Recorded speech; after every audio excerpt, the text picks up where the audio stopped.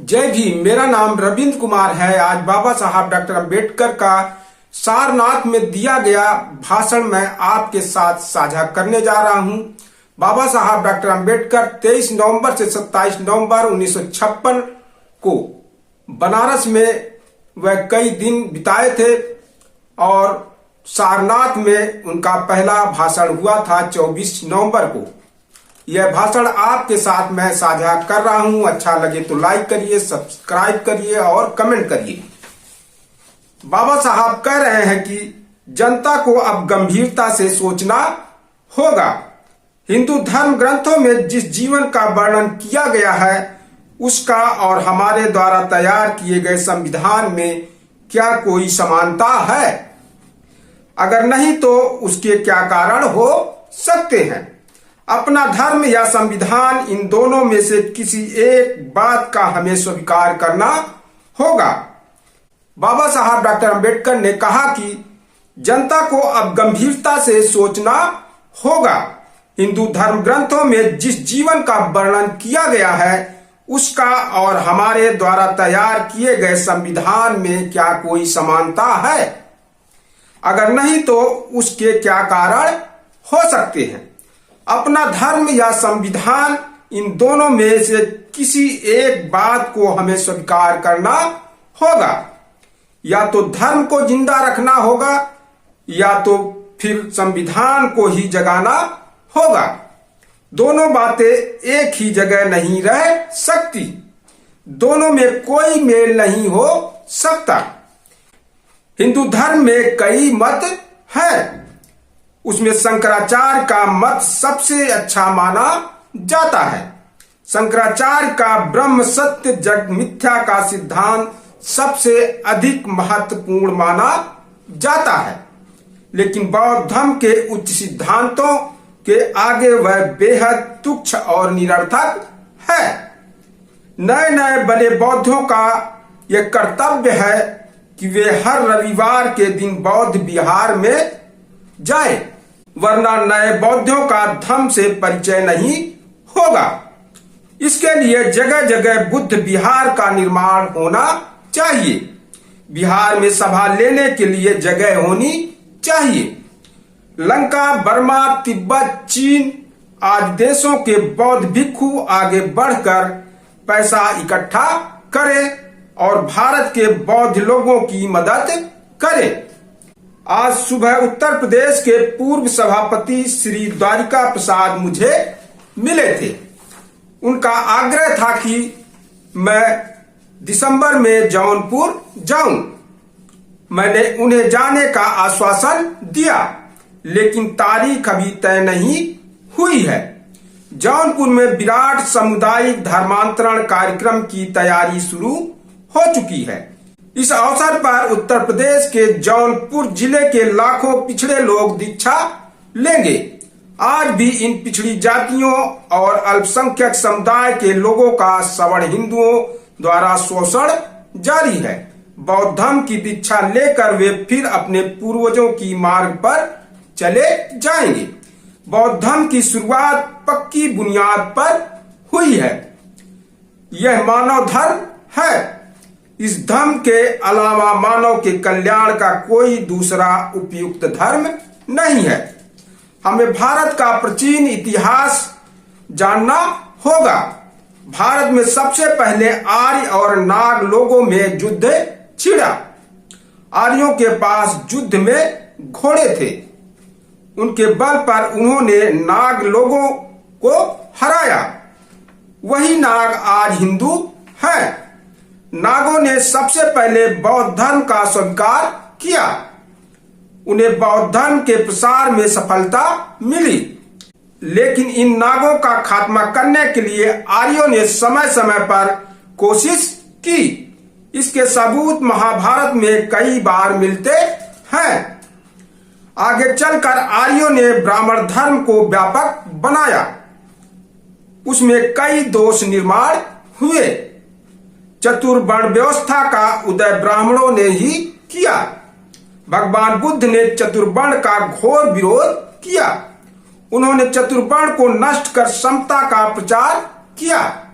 इसी आधार पर बौद्ध धर्म की स्थापना की। भगवान बुद्ध ने ब्राह्मणों के यज्ञों को अमान्य कर उन्हें बंद करवाया।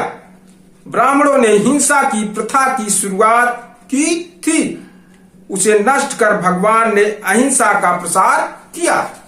भगवान बुद्ध ने कहा कि बौद्ध धर्म महासागर की तरह है, इसमें किसी प्रकार का भेदभाव नहीं है।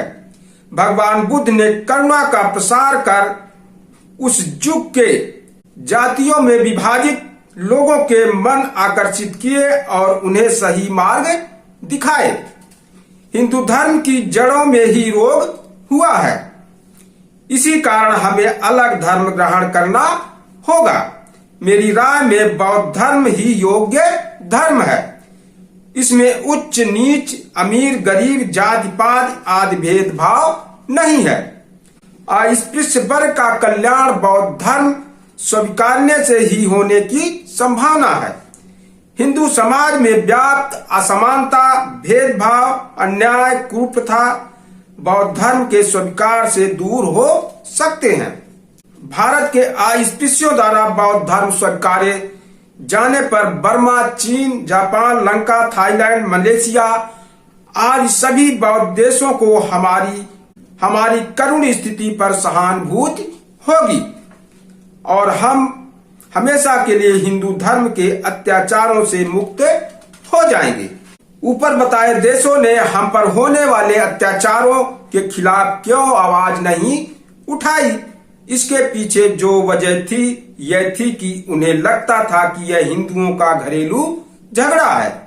अगर बौद्ध धर्म स्वीकार करने के बाद भी हिंदू लोग हमें समानता, स्वतंत्रता, बंधुत्व आदि से दूर रखेंगे तो हम ऊपरी बौद्ध राष्ट्रों के सहयोग से उसे पाए बगैर नहीं रहेंगे। हिंदू धर्म के माथे पर अस्पृश्यता कलंक लगा हुआ है। इसी के कारण हिंदू जाति के हृदय की दुष्टता दिखाई देती है। अस्पृश्य जाति पवित्र और शुद्ध होने के बाद भी अगर भगवान के दर्शन करने जाते हैं तब भी उनके लिए मंदिर के दरवाजे बंद किए जाते हैं। छुआछूत, भेदभाव, जात पात आदि का जड़ से विनाश करना सवर्ण हिंदुओं का कर्तव्य है। हम अपने कंधों पर उनकी लाशें क्यों ढोएं? आज मैं अस्पृश्यों को आह्वान करता हूं कि वे ऐसे ही धर्म को स्वीकार करें कि जिस धर्म में मनुष्य मात्र के लिए भेदभाव न हो, समता है और मित्रता के नाते वे एक साथ हो सकते हैं। यही ऊंचा आदर्श बौद्ध धर्म में है। जिस प्रकार कई नदियां समंदर में आकर मिलती हैं और अपना अस्तित्व भूल जाती हैं, उसी प्रकार बौद्ध धर्म स्वीकार करने के बाद ही सभी लोग समान होते हैं। उनमें किसी प्रकार की विषमता नहीं रहती। बौद्ध धर्म अस्पृश्यों के लिए ही नहीं सभी मानवों के लिए कल्याणकारी है। सवर्ण हिंदू इस धर्म को अवश्य स्वीकार करें। अन्य धर्मों में सृष्टि का निर्माता ईश्वर बताया जाता है और जो दोष बाकी है उसके लिए ईश्वर को ही जिम्मेदार ठहराया जाता है। ऐसी विचारधारा बौद्ध धर्म में नहीं है। बौद्ध धर्म में कहा गया है कि दुनिया में दुख है, उस दुख को नष्ट किया जा सकता है। यह मानकर सोचा गया है कि इस दुख को दूर करने के मार्ग क्या है। हिंदू धर्म की विचारधारा रूढ़ियों पर आधारित है। ये रूढ़ियां चतुर्वर्ण पद्धति से पैदा हुई हैं। बौद्ध धर्म में कई भिक्षु और भिक्षुड़ियां हुए हैं। उनके बारे में जानकारी थेर गाथा और थेर गाथा में मिलती है। हिंदुओं को न्याय करने का अधिकार था, लेकिन आज तक उन्होंने अस्पृश्यों के साथ केवल अन्याय ही किया है। हिंदुओं से हमें अलग होकर भगवान बुद्ध के चरणों में विनम्र होना होगा। मुझे काठमांडू के पशुपति मंदिर में जाने नहीं दिया गया, ऐसी झूठी खबरें अखबारों में प्रकाशित होने की बातें मैंने सुनी। मैं किसी भी हिंदू मंदिर में नहीं जाता। मेरी 100 बार प्रार्थना की जाए तब भी मेरा उस मंदिर में जाना संभव नहीं था। मेरे निजी सचिव को नेपाल के महाराजा ने पहले दिन बुलाकर सूचना की थी कि डॉक्टर साहब को मंदिर में जाने न दे। उन्होंने कहा था कि बौद्धों को हिंदू मंदिरों में जाने देने जितने आज के हालात नहीं है, नेपाल, लंका और भारत के भिक्षु मंदिर में जा रहे थे, उन्हें मनाही की गई। जो व्यक्ति ईश्वर में विश्वास नहीं करना, उसका ऐसा करना यही खुद के मन को धोखा देना था। हिंदुओं के ईश्वर का अपमान करना है। बौद्ध कभी भी हिंदुओं के मंदिर में न जाएं। बौद्ध विहारों में सभी समान हैं, वहां किसी का भी निषेध नहीं किया जाना चाहिए। जो अस्पृश्य हिंदू धर्म में रहते हुए मंदिर में प्रवेश करना चाहते हैं, यह उनका केवल दुराग्रह है। वे अगर अन्याय, अपमान, अशुद्धता सहनी हो तो फिर उनकी मर्जी है। लेकिन मुझे लगता है कि बौद्ध इस झमेले में पड़ने से बचे। हमारी हर रोज की प्रार्थना में हम कहते हैं कि नत्थी में शरणम अजम बुद्धम में शरणम वरम, यानी मैं बुद्ध के अलावा अन्य किसी के शरण में नहीं जाऊंगा। कहने वाले हिंदुओं के मंदिर में जाने का हट क्यों करें? काशी का मंदिर प्रवेश राजनीतिक स्टंट है। इससे दलितों का किसी भी तरह का फायदा नहीं होने वाला। इसीलिए बौद्ध धर्म को स्वीकार करके बंधुत्व का और समता का दर्जा प्राप्त करना इतना ही हमारा मुख्य कर्तव्य है।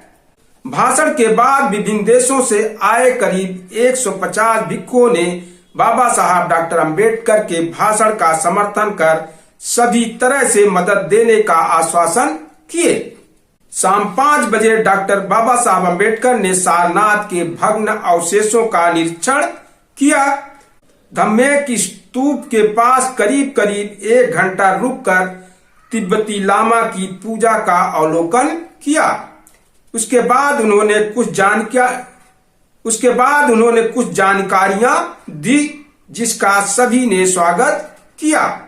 रात 7 बजे डॉक्टर बाबा साहब अंबेडकर ने मूल गंध कुटी में विधिवत लंबे समय तक बुद्ध पूजा की। उसके बाद उन्होंने भिक्षुओं के सूत्र पाठ सुने। साथ ही उन्होंने आधे घंटे तक तिब्बती उपदेश विधि का अवलोकन किया।